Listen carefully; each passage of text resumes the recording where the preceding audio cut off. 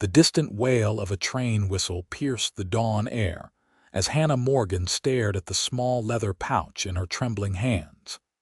Inside were the last remaining coins of her inheritance, just enough to start over in a place where no one knew her name or the shame she carried. Fort Worth, Texas beckoned like a distant promise in 1875, a town growing fast enough to swallow secrets whole. Hannah pressed a hand to her still flat belly, the life within just beginning to make itself known. 3 months along, the child of a man who had promised her the world, then disappeared when the railroad company transferred him east. Her parents' graves were barely cold, and now the whispers had started in her small Missouri town. Unmarried and expecting, there was no future for her there. The stagecoach lurched forward, and Hannah clutched her worn carpetbag tighter. 20 years old with nothing but determination, and the skills her mother had taught her sewing, cooking, and the ability to hold her head high no matter what life threw at her way. First time to Fort Worth. The elderly woman beside her smiled kindly, eyes crinkling at the corners. Hannah nodded, forcing a smile. "Yes, madam. I'm hoping to find work there. Plenty of that to be had. Town's growing faster than weeds after a spring rain. My son owns the mercantile. They've been open just 2 years and already expanding." The woman studied Hannah's face. "You traveling alone, dear?" "Yes." Hannah's fingers twisted the simple gold band she'd purchased before leaving her shield against questions and judgment. "My husband passed recently." The lie tasted bitter, but necessity had become Hannah's new companion. "I'm sorry for your loss," the woman said, patting Hannah's hand. "Fort Worth's a good place for a fresh start." The journey stretched for days, the stagecoach bouncing over rutted trails and crossing rivers swollen with spring rains. Each mile put distance between Hannah and her old life, but couldn't ease the worry about what lay ahead. She had a name, Mrs. Abigail Winters, a distant acquaintance of her mother's who ran a boarding house in Fort Worth. A letter had been sent ahead, but whether she would find welcome or closed doors remained to be seen. Fort Worth rose from the Texas plains like a declaration of mankind's determination to civilize the wilderness. The town hummed with activity, cowboys mingling with businessmen, wagon trains loaded with goods, saloons and establishments of varying respectability lining the dusty streets. Hannah stepped down from the stagecoach, her legs unsteady after the long journey. The April sun beat down relentlessly as she scanned the busy street for directions to the boarding house. "Madam, you look a bit lost." A deep voice came from behind her. Hannah turned to find herself looking up at a tall man with sun-bronzed skin and eyes the color of a summer storm. His clothes marked him as a rancher or cowboy, practical, worn leather vest over a simple shirt, dust-covered boots, and a hat that had seen better days. "I'm looking for Mrs. Winters' boarding house," Hannah said, trying to keep her voice steady. The man nodded, adjusting his hat. 3 blocks down, white house with blue shutters. Can't miss it." His gaze was direct but not unkind. "You need help with your bag, looks heavy." Hannah hesitated. Her mother had always warned her about the dangers of strange men, but something in his steady gaze suggested trustworthiness. "Thank you, but I can manage." He tipped his hat. "Suit yourself, madam. Name's Matthew Zimmerman, by the way. I run the Z-Bar Ranch just outside town. If you're looking for work, Mrs. Winters is a good woman to know." "Hannah Morgan. And thank you for the directions, Mr. Zimmerman. Most folks just call me Matt." A slight smile curved his lips before he nodded and continued on his way. Hannah watched him go, noting the confident stride and broad shoulders. Then, squaring her own shoulders, she picked up her carpetbag and headed toward what she hoped would be sanctuary. Mrs. Winters was a stern-faced woman with kind eyes, her hair pulled back in a severe bun that did nothing to soften her weathered features. She read Hannah's letter of introduction twice before studying the young woman standing before her. "Your mother was a good woman. Helped me through a difficult time once." She folded the letter carefully. "I've got a room available. $5 a week includes breakfast and dinner." Relief washed over Hannah. "Thank you, Mrs. Winters. I can pay for the first 2 weeks now, and after that, I'll find work." "I'm a skilled seamstress."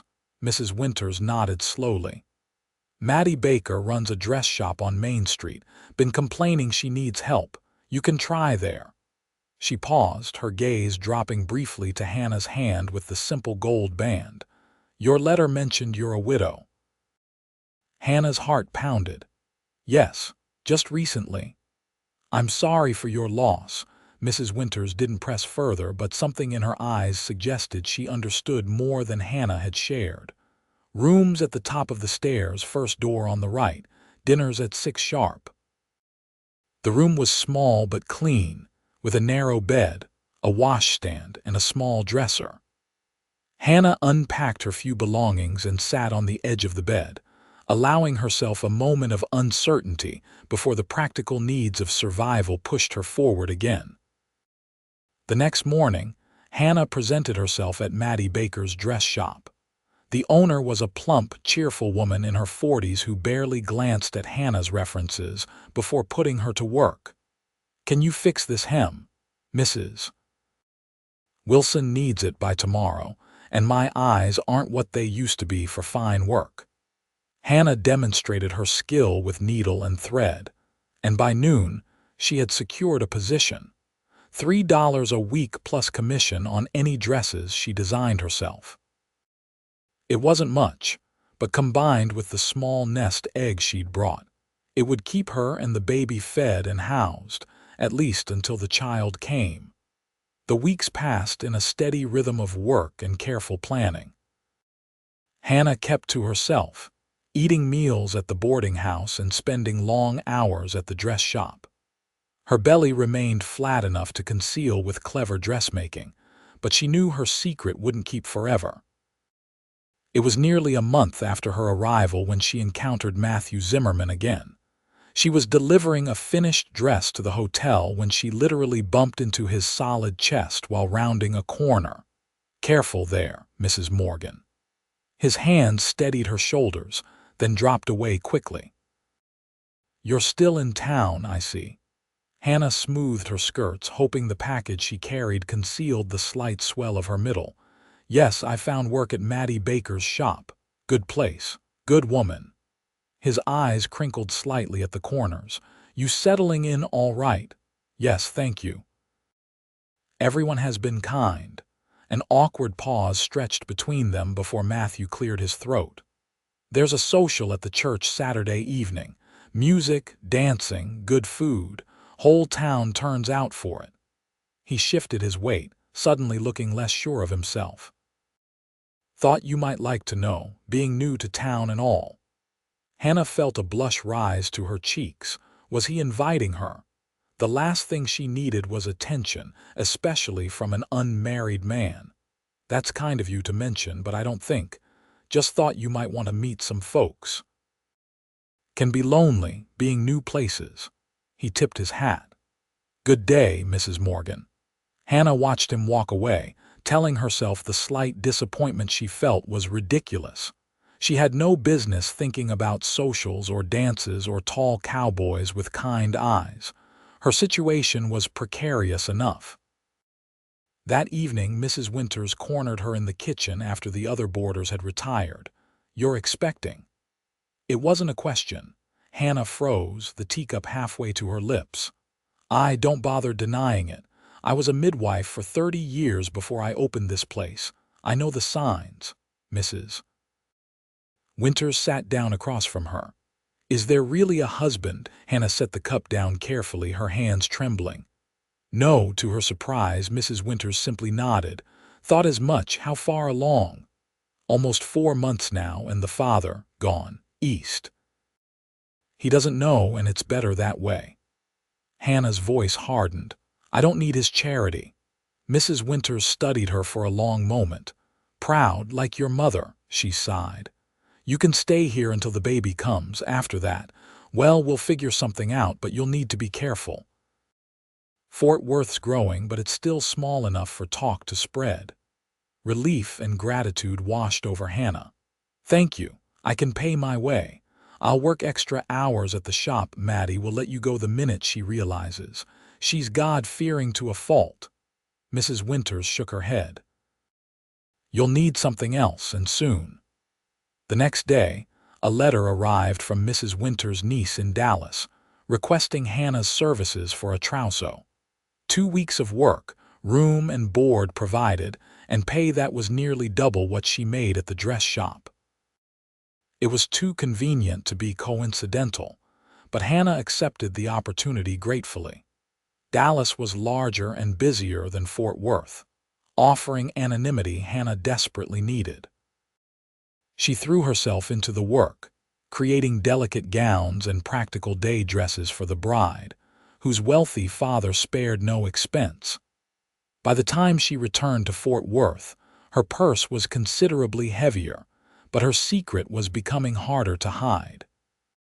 Summer heat settled over Texas like a wool blanket, making Hannah's condition all the more uncomfortable. She had taken to wearing looser dresses and carrying packages or bolts of fabric when walking through town. Maddie remained oblivious, her failing eyesight a blessing in disguise. It was a sweltering July afternoon when disaster struck. Hannah was measuring a customer when dizziness washed over her. The room tilted, voices became distant, and the next thing she knew, she was lying on the settee with Maddie Baker's concerned face hovering above her. "There you are. Gave us quite a scare, fainting like that." Maddie pressed a cool cloth to Hannah's forehead. "When were you planning to mention the baby?" Hannah struggled to sit up. "I'm sorry, no need for that now, just rest a minute." Maddie's voice was kind but firm. "Mrs. Wilson's gone to fetch the doctor." "No, please, I'm fine, just the heat. And the child you're carrying." Maddie's expression softened. "I'm not blind, Hannah, not completely anyway. Doctor." Evans arrived minutes later, a kindly older man who examined Hannah efficiently and proclaimed both mother and child healthy, despite the fainting spell. "Heat and overwork," he diagnosed.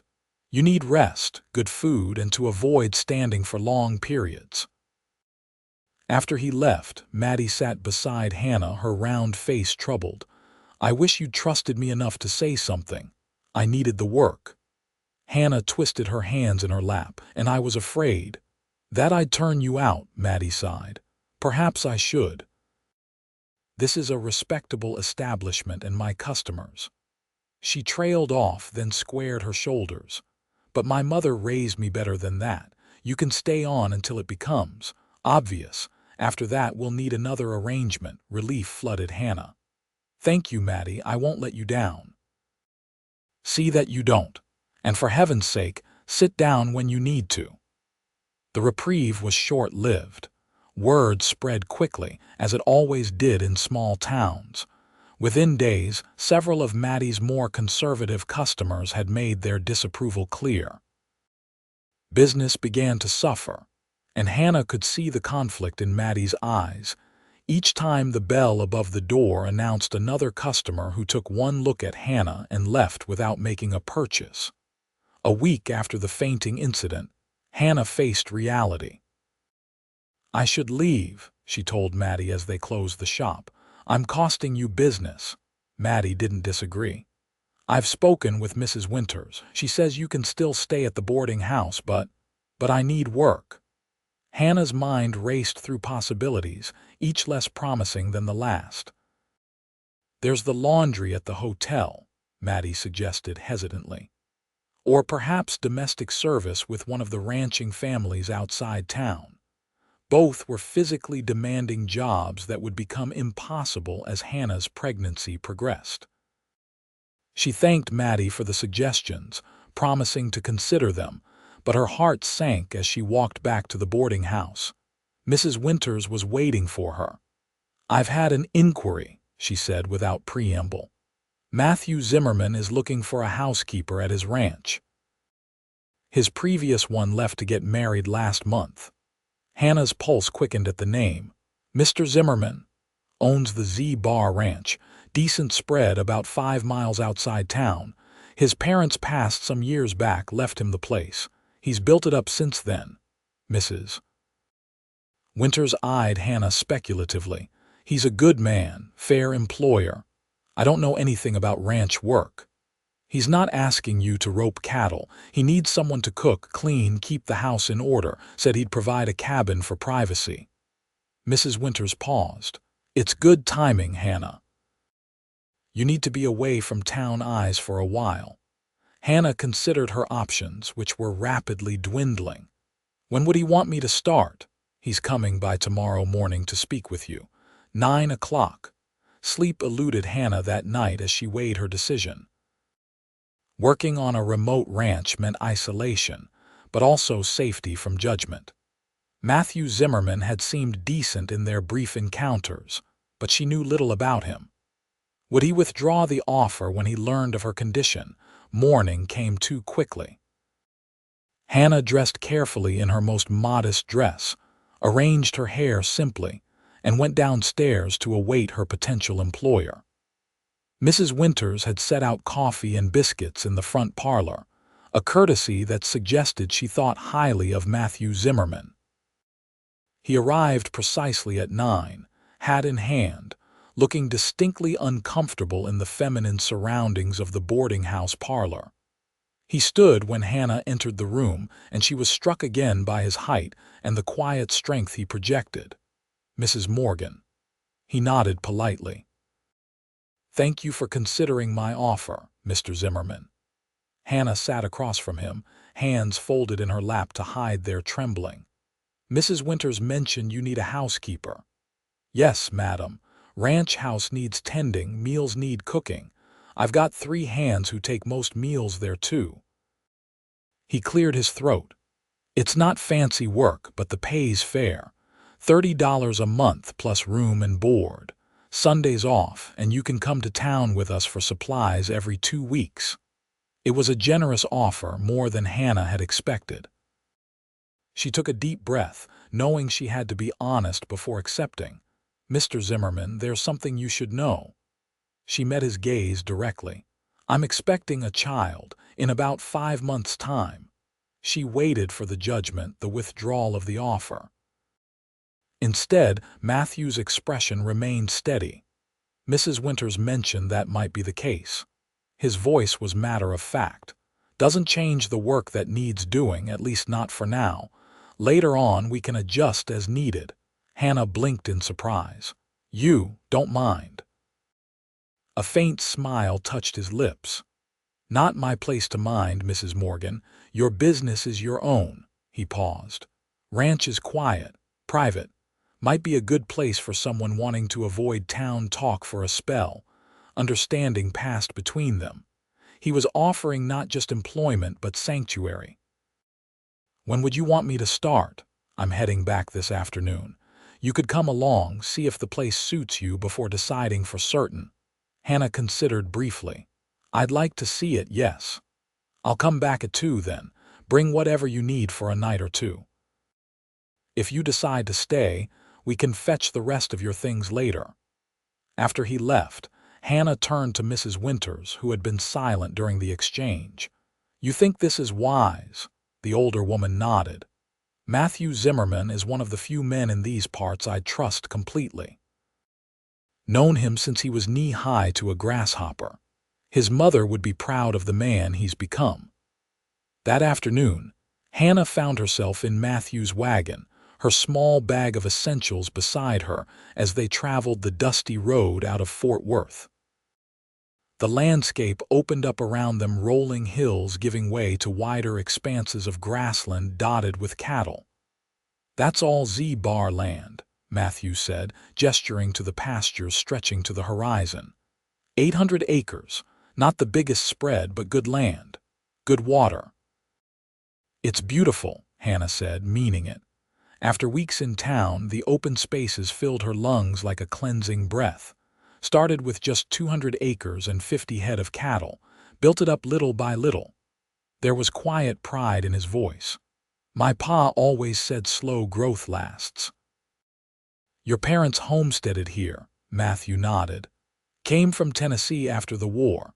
Pa was wounded at Shiloh, couldn't farm like before. Texas seemed like a fresh start. He glanced at her. What brought you to Fort Worth, if you don't mind my asking? Hannah hesitated, then decided on a version of the truth. My parents died last winter, influenza. There was nothing left for me there. I'm sorry for your loss. His words were simple but sincere. Losing parents leaves a hole that doesn't quite fill. They crested a hill, and the Z-Bar Ranch house came into view, a sprawling single-story structure of logs and stone with a wide porch wrapping around two sides. Nearby stood a barn, corrals, and several smaller outbuildings. Behind the main house, set back about 50 yards, was a small cabin. That would be your place, Matthew said, nodding toward the cabin. Nothing fancy, but it's sound. Got a proper stove, bed, table, and chairs. Previous housekeeper seemed to find it comfortable enough. As they approached, 3 ranch hands emerged from the barn, curious about the visitor. Matthew introduced them briefly. Joe, an older man with a weathered face and kind eyes. Hank, middle-aged and taciturn, and Caleb, barely out of his teens with an easy smile. Mrs. Morgan might be taking over housekeeping duties, Matthew explained. She's looking the place over today. The men tipped their hats respectfully, curiosity plain on their faces but questions held in check by good manners. The main house was spacious but Spartan, clearly the domain of a man who valued function over decoration. The kitchen was well equipped, the larder adequately stocked, but Hannah could see immediately where a woman's touch had been missing. Dust had gathered on shelves, dishes were stacked haphazardly, and the curtains hung unevenly at the windows. Been making do with the 4 of us taking turns at cooking, Matthew explained, looking slightly embarrassed at the state of things. None of us much good at it. I can see that, Hannah said, unable to keep a smile from her voice as she surveyed a particularly disastrous attempt at bread cooling on the sideboard. Matthew's eyes crinkled at the corners. Hank's convinced he's got a knack for baking. None of us have the heart to tell him otherwise. The cabin was simple but, as promised, clean and solid. A stone fireplace dominated one wall, a comfortable-looking bed occupied another. The furnishings were basic but adequate: table, chairs, a small dresser, shelves for personal items. The windows let in ample light and looked out over a small garden plot, currently overgrown with weeds. Previous housekeeper kept vegetables growing there, Matthew said, following her gaze. You're welcome to do the same if you've a mind to. Hannah walked the small space, mentally arranging her few possessions, already thinking of how she could make it home. The quiet solitude appealed to her, a place to prepare for the changes coming to her life. The work would be cooking 3 meals a day, keeping the main house tidy, laundry once a week, bread baking if you've the skill for it. Matthew stood in the doorway, giving her space to explore. As I said, $30 a month plus this cabin and your meals. If you decide to stay, we'd understand when you need time as your condition progresses, and after. Hannah turned to face him. You're very understanding about my situation, Mr. Zimmerman. A shadow crossed his face. Had a sister once. Found herself in similar circumstances. Town folk weren't kind. He looked away briefly. She didn't survive the birth. Neither did the child. I'm sorry, Hannah said softly. Matthew nodded, the pain old but still evident. Just mean to say I don't hold with judging folks when I don't know their whole story. I'd like to accept your offer, Mr. Zimmerman. Call me Matt. Mr. Zimmerman makes me look for my father. He extended his hand, and after a brief hesitation, Hannah shook it. His palm was rough with calluses, his grip gentle but firm. "Welcome to the Z-Bar, Mrs. Morgan. Hannah, please." They returned to town long enough for Hannah to collect her remaining possessions and say goodbye to Mrs. Winters and Maddie. Both women seemed relieved at the arrangement, though Maddie extracted a promise that Hannah would still help with special orders when possible. "Matthew Zimmerman could use someone looking after him," Mrs. Winters said quietly as Hannah prepared to leave. "His sister's passing hit him hard, made him serious before his time." "I'm not looking to be anything but his housekeeper," Hannah said firmly. Mrs. Winters raised an eyebrow but said nothing more. Life at the Z-Bar quickly settled into a rhythm that suited Hannah. She rose with the sun to prepare breakfast for the men before they headed out to work the cattle. Mornings were spent cleaning the main house, afternoons dedicated to laundry, baking, or tending the small vegetable garden she'd reclaimed from the weeds. By the time the men returned for the evening meal, she had hearty food waiting and the house in order. Matthew and his hands treated her with unfailing respect, careful of their language in her presence and appreciative of the improvements she brought to their daily lives. Caleb, the youngest, seemed particularly grateful for the home-cooked meals, often lingering to help with dishes afterward. "My ma was a good cook, too," he told Hannah one evening as he dried plates. "Died when I was 14. Pa wasn't much for cooking, so we ate a lot of beans and bacon after that." Hannah found herself enjoying these quiet conversations, learning about the lives of the men she cooked for. Joe had been a cavalryman during the war, fighting for the Union. Hank rarely spoke of his past, but Hannah gathered he'd lost a wife and child to fever years ago. And Matthew, he was hardworking, fair, and kind to his men, but maintained a certain reserve that only occasionally gave way to the warm smile that transformed his face. As July turned to August, Hannah's condition became more noticeable. Her dresses needed letting out, and the heat made her tired more easily. Matthew insisted she rest during the hottest part of the day, sometimes bringing her fresh water from the spring himself when he returned to the ranch house for noon dinner. "No sense in pushing yourself to exhaustion," he said matter-of-factly when she protested. "Work will wait." One evening, as Hannah kneaded dough for the next day's bread, a sudden fluttering sensation inside her stopped her hands, the baby moving for the first time in a way she could feel. Joy and terror mingled as the reality of the life growing within her became more tangible. She must have made some sound, because Matthew looked up from the ledger he was reviewing at the kitchen table.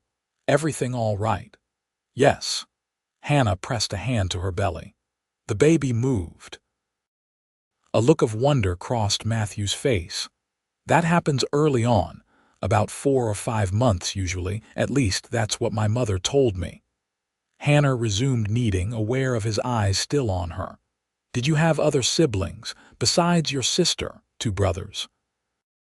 "Both died of scarlet fever when they were small. I barely remember them." Matthew closed the ledger. "My sister, Abigail, was closest to me in age, just 2 years younger." "What was she like?" A fond smile softened his features. "Stubborn, bright, could outride most men by the time she was 12. The smile faded. "Pa was strict with her after Ma died, too strict maybe. She ran off with a cattle buyer passing through, 19 years old. When she came back a year later, she was alone and expecting." Hannah's hand stilled on the dough.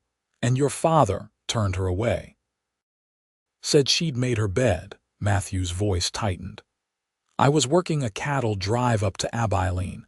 By the time I got back, she was staying in a room above the saloon, working there to pay her way. I brought her home, but—" He shook his head. "The damage was done. She was weak, sickly. The birth was too much." Hannah felt tears sting her eyes at the pain in his voice. "I'm sorry. Pa never forgave himself. died 6 months later. Matthew stood abruptly. That's why I don't hold with turning folks away when they're in need. He left the kitchen, and Hannah finished the bread in silence, understanding better now why Matthew had offered her sanctuary without judgment. As her pregnancy progressed, Hannah found herself growing increasingly comfortable in Matthew's presence. Their conversations over dinner or during quiet evenings revealed a man of intelligence and principle, self-educated through voracious reading. Books filled shelves in the main room: history, animal husbandry, literature ranging from Shakespeare to more contemporary writers. My mother believed education was important, even out here, Matthew explained when he caught Hannah examining the collection. Said just because we lived on the frontier didn't mean our minds had to be frontier as well. September brought cooler temperatures and longer evenings. Hannah had taken to sitting on the porch of her cabin after dinner, enjoying the sunset and the peaceful sounds of the ranch settling for the night. Sometimes Matthew would join her, bringing coffee for himself and mint tea for her. They would sit in comfortable silence or talk quietly about the day's events. On one such evening, Matthew arrived with not just drinks but also a small wooden box. "Made this today," he said, handing it to her almost shyly. "Thought you might have use for it." Hannah opened the box to find a delicately carved rattle inside. "Oh, Matthew, it's mesquite wood, hard but smooth, good for teething, my mother always said." He looked embarrassed. "If you don't like it, it's beautiful." Hannah ran her fingers over the polished surface. "Thank you." They sat in silence for a while, watching as the first stars appeared in the darkening sky. "Have you thought about names?" Matthew asked eventually. Hannah had, but hadn't allowed herself to dwell on it too much, as if naming the child would make its coming too real, too immediate. "If it's a girl, perhaps Grace, after my mother. For a boy, I'm not certain." "Good names should have meaning," Matthew said thoughtfully. "My father always said names carry weight, shape who we become." "What does Matthew mean? Gift of God, according to my mother." He smiled slightly. "Though I expect she was being generous in my case." "I think it suits you," Hannah said softly. Their eyes met in the gathering darkness, and something passed between them, an understanding, a connection that went beyond employer and employee. Matthew looked away first, clearing his throat. "Getting late. You should rest." But in the weeks that followed, these evening conversations became a regular occurrence. Hannah found herself looking forward to them, to the quiet moments when Matthew would share stories of his childhood or discuss books they had both read. Sometimes they simply sat in companionable silence, watching the stars emerge or listening to the distant sounds of coyotes calling to each other across the prairie. October arrived with a spectacular display of autumn colors and a flurry of activity at the ranch. Cattle needed to be moved to winter pastures, repairs made to outlying fences and structures before the first cold snap. Matthew and his hands worked from dawn until well after dusk, returning to the house tired and hungry. Hannah's own condition made work more challenging. Now, in her 7th month, her movements were slower, her back often ached, and the baby's increasingly vigorous movements sometimes took her breath away. She fashioned new dresses from fabric Matthew brought from town, loose garments that accommodated her growing belly. "You're doing too much," Matthew told her one evening, finding her straining to reach a high shelf in the pantry. He easily retrieved the jar she was after and set it on the counter. "We can manage with simpler meals, or I could ask Mrs. Winters if she knows someone to help out." "I'm perfectly capable," Hannah insisted, though secretly she was grateful for his concern. "The doctor in town said activity is good for me and the baby." Matthew's eyes dropped to her rounded belly. "When is the doctor expecting? I mean, when do you think?" "December." "Around Christmas, perhaps." Hannah smoothed her apron over her stomach. "Though first babies often come late, or so my mother told me." Matthew nodded, still looking worried. "Winter can be harsh here. Roads get bad sometimes. Might be good to have you back in town nearer the time, where the doctor's close by." The thought of returning to town, to the whispers and judgment, made Hannah's chest tighten. "I'd rather stay here if that's acceptable." "Of course it is. This is your home for as long as you want it." The words seemed to surprise Matthew as much as they did Hannah. "I just meant I worry about you out here if something were to happen." "I'll be fine," Hannah assured him, touched by his concern. "Women have babies on farms and ranches all the time. Not alone, they don't. I won't be alone."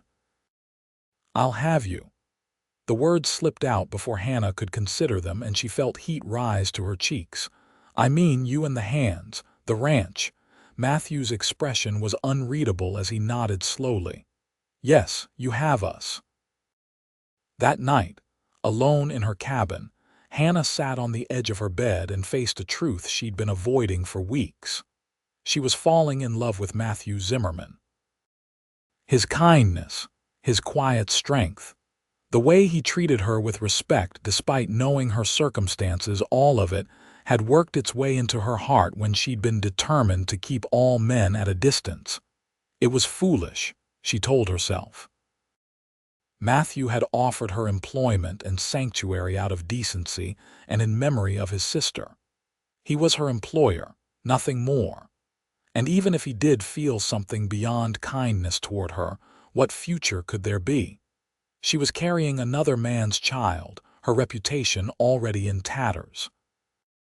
And yet, in the quiet moments they shared, Hannah sometimes caught him looking at her with an expression that made her wonder. November brought the first real cold snap, with icy rain that turned to sleet overnight. Hannah woke to a world transformed, tree branches encased in crystal, the ground hard and slippery. She built up the fire in her cabin and dressed quickly, wrapping a shawl around her shoulders before venturing out to start breakfast at the main house.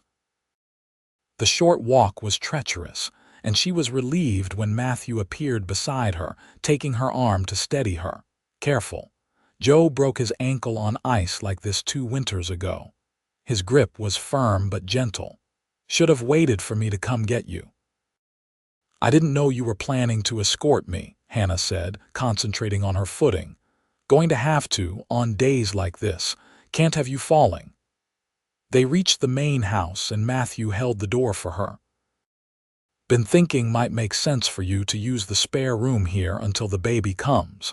Save you walking back and forth in this weather." Hannah hesitated. Moving into the main house would be practical, but it would also place her in closer proximity to Matthew, blurring the already uncertain boundaries between them. "I wouldn't want to intrude. It's not an intrusion if I'm offering." Matthew's tone was matter of fact, just practical sense. In the end, practicality won out. The spare room was small but comfortable, located at the rear of the house with windows overlooking the garden. Matthew and Caleb moved her things that afternoon, and by evening, Hannah was settled in her new quarters, closer to the warmth of the main house's large fireplace and the kitchen where she spent most of her waking hours. The arrangement brought changes to the household rhythm. In the evenings after dinner, instead of retiring to her separate cabin, Hannah would sit with Matthew in the main room.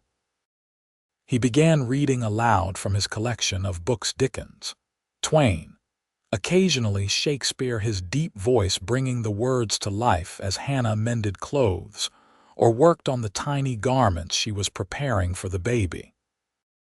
These quiet domestic scenes felt dangerously close to the life Hannah had once dreamed of: a home, a husband who valued her companionship, the anticipation of a child. She reminded herself repeatedly that this was temporary, that her position was that of an employee, not a wife.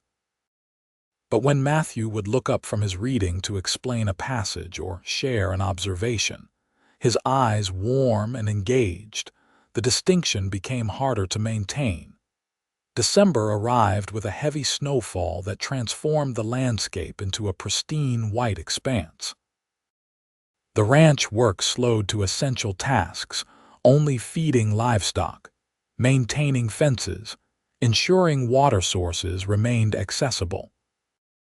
Matthew spent more time at the house, catching up on paperwork, repairing equipment, and occasionally just sitting by the fire, watching as Hannah moved about her tasks with increasingly labored movements. "You should rest more," he told her one afternoon, taking the broom from her hands when he found her sweeping the kitchen. "I can manage this." "I'm not an invalid," Hannah protested, though in truth her back ached fiercely and the baby's weight made even simple tasks exhausting. "The doctor said movement is good." "Movement, yes. Overworking yourself, no." Matthew propped the broom against the wall. "Sit, please." Hannah relented, lowering herself carefully into a chair at the kitchen table. "I don't know how to be idle." "It's not idleness to take care of yourself and the child." Matthew put the kettle on the stove. "My sister pushed herself too hard, wouldn't rest when she should have." The comparison sobered Hannah. "I'll try to be more sensible." Matthew nodded, satisfied. "I sent Joe to town yesterday. Dr. Evans says he'll come out to check on you next week, weather permitting, and he's agreed to come when your time arrives." Relief washed over Hannah. The one fear she hadn't voiced was giving birth far from medical help. "Thank you, that's a weight off my mind. Least I could do." Matthew poured hot water over tea leaves, the fragrant steam rising between them. "Been meaning to ask, have you thought about what you'll do after? Once the baby's born?" The question caught Hannah off guard. She had been so focused on the pregnancy, on surviving day to day, that she had given little thought to the future beyond the birth. "I haven't decided." She cradled the cup he handed her, grateful for the warmth. "I suppose I'll need to find a position somewhere. Perhaps as a seamstress again, or a governess." "You could stay here." Matthew's voice was casual, but his eyes were intent on her face. "Your work's been more than satisfactory, and the cabin would be plenty big enough for you and a child, once the weather warms." "That's very generous, but a ranch is hardly a proper place to raise a child alone."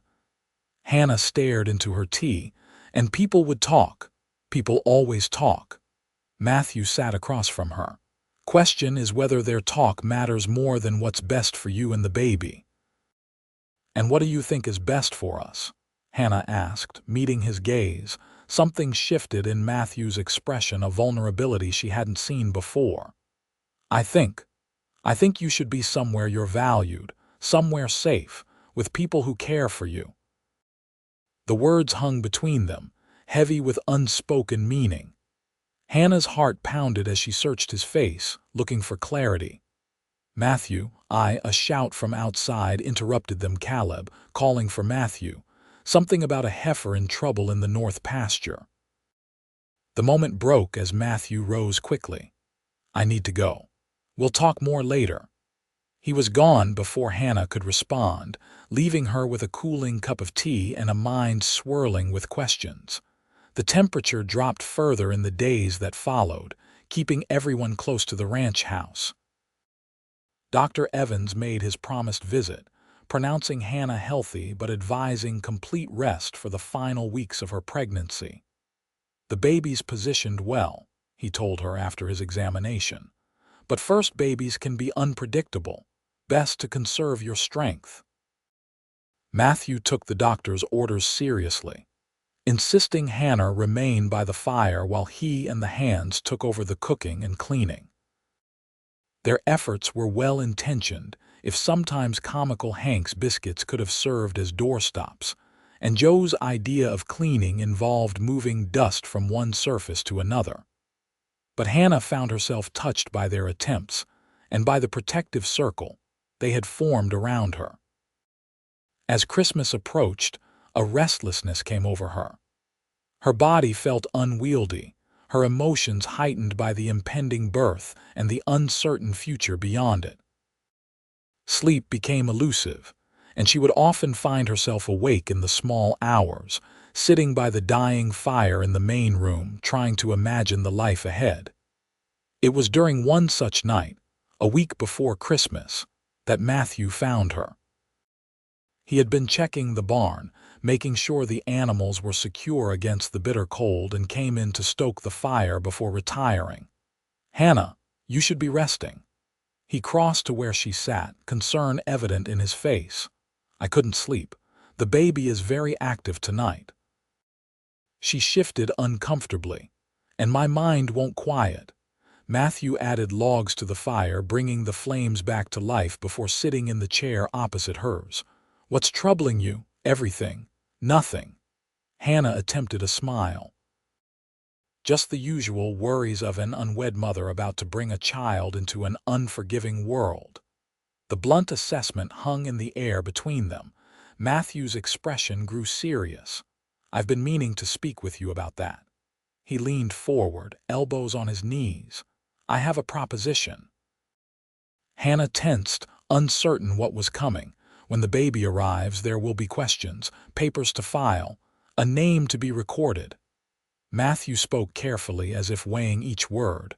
"I thought, that is, if you were agreeable, the child could have my name, legally." Hannah stared at him, uncomprehending. "Your name?" "I could claim paternity. We could say we were married back east before you came here.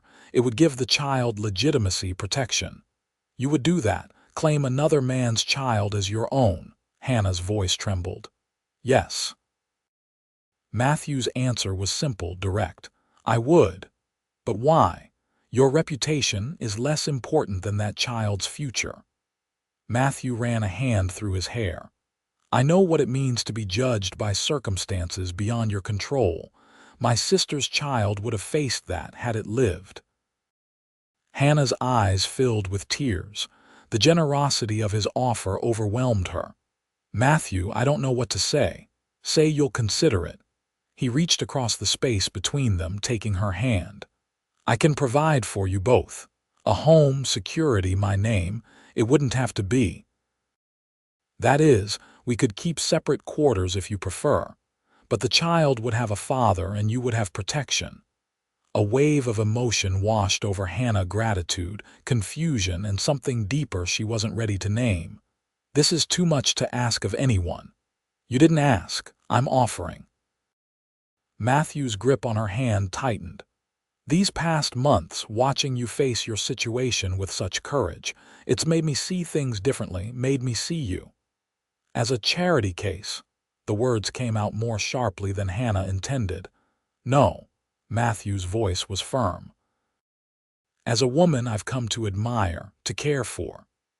He paused, and when he continued, his voice was lower, almost hesitant. "To love, if I'm being honest." Hannah's breath caught. "Matthew, you don't need to answer now. Think about it, for the child's sake, if not your own." He released her hand and stood. "It's late. You should try to sleep." He left her there by the fire, her mind and heart in turmoil. His offer was everything she needed: security, legitimacy for her child, the protection of his name. But was it right to accept such a sacrifice, even if he claimed it wasn't one? And what of his declaration of love? Could she allow herself to believe in it, to trust again after being so thoroughly betrayed? Sleep eluded her entirely that night as she wrestled with these questions. By morning, exhaustion and emotion had taken their toll. As she tried to rise from bed, a sharp pain gripped her lower back, followed by a sensation of wetness. Her water had broken. The baby was coming, 3 weeks earlier than expected. Panic seized her momentarily before practicality asserted itself. She managed to call out, her voice strained, "Matthew." He must have been nearby, for he appeared at her door almost immediately.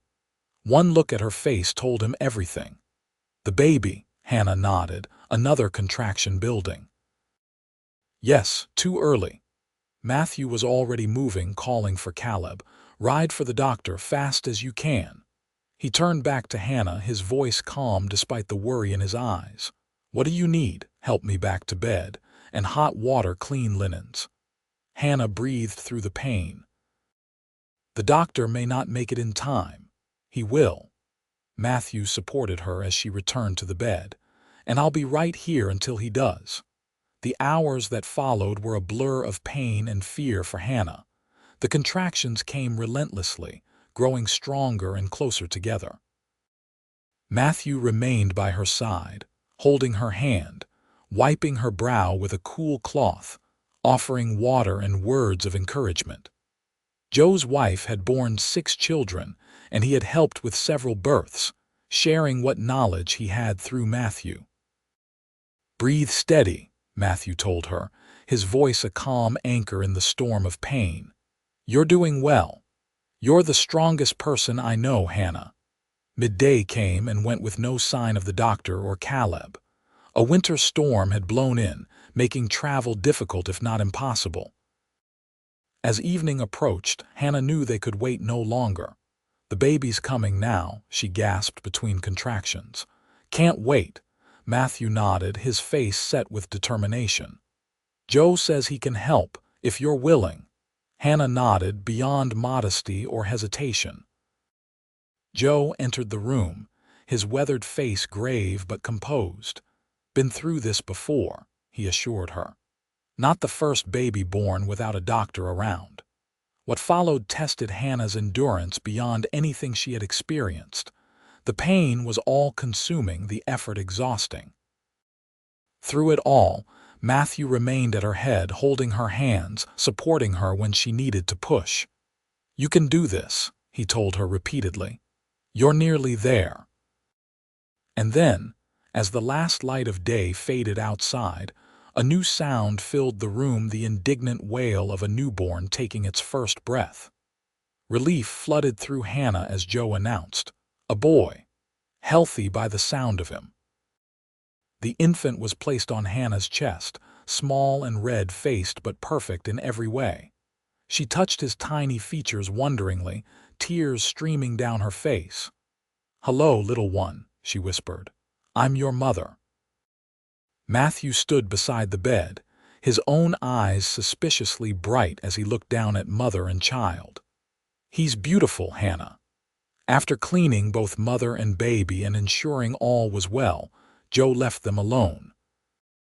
Hannah cradled her son, marveling at the miracle of him: 10 fingers, 10 toes, a shock of dark hair, and a strong set of lungs.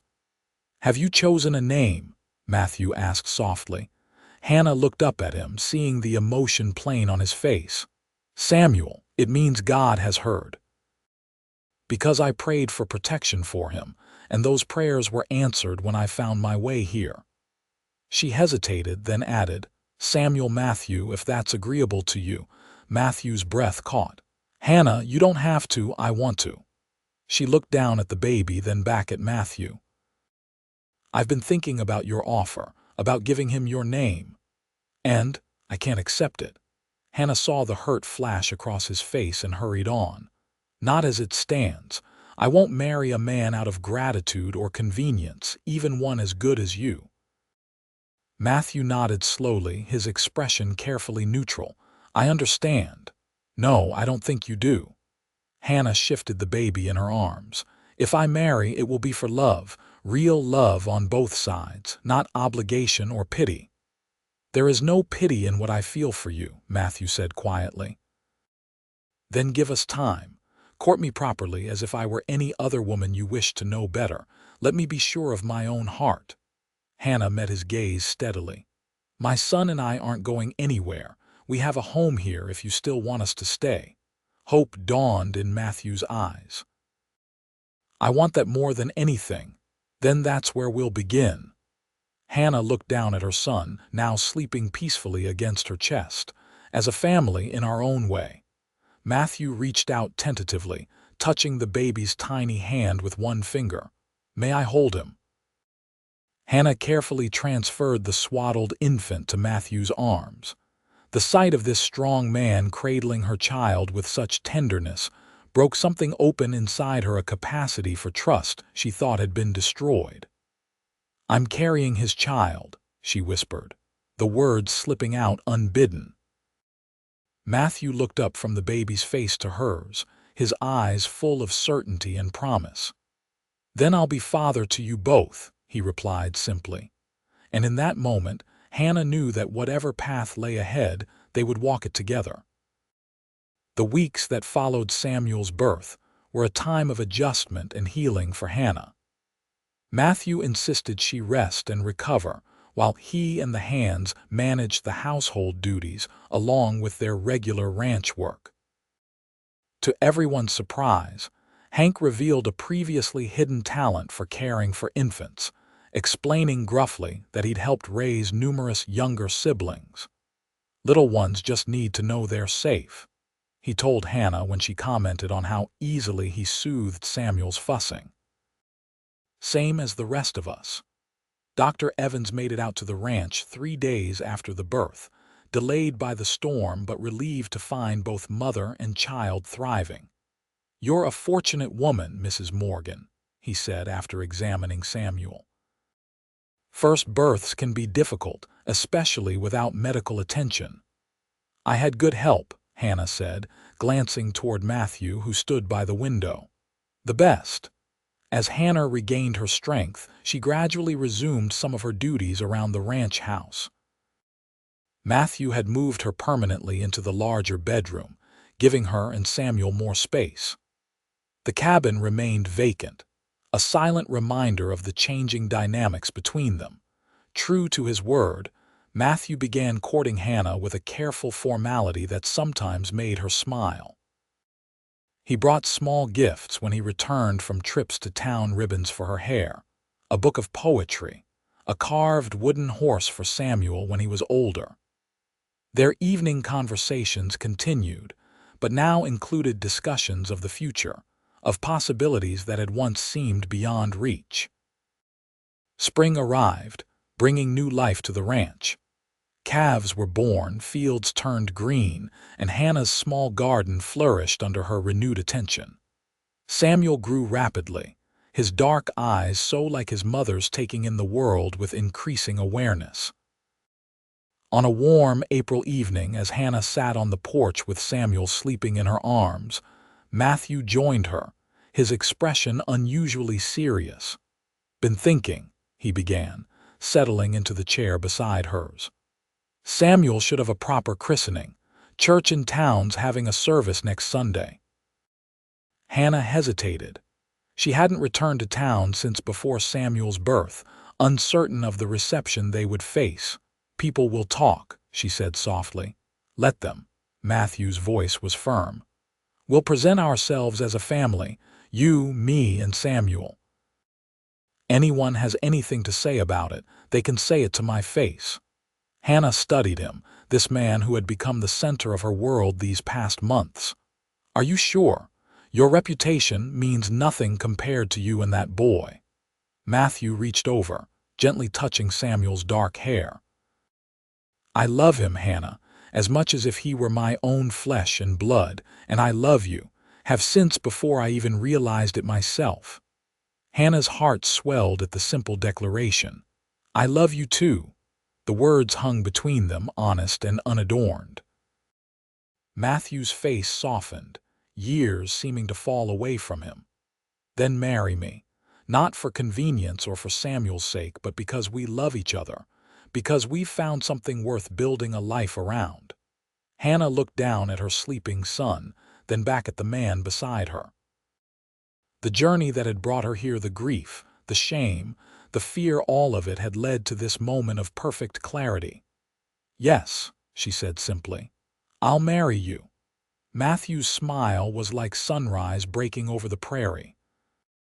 He leaned forward and kissed her, a gentle promise of the life they would build together. They were married in the small church in Fort Worth the following Sunday, immediately after Samuel's christening. Mrs. Winters and Mattie Baker sat in the front pew, their faces wreathed in smiles.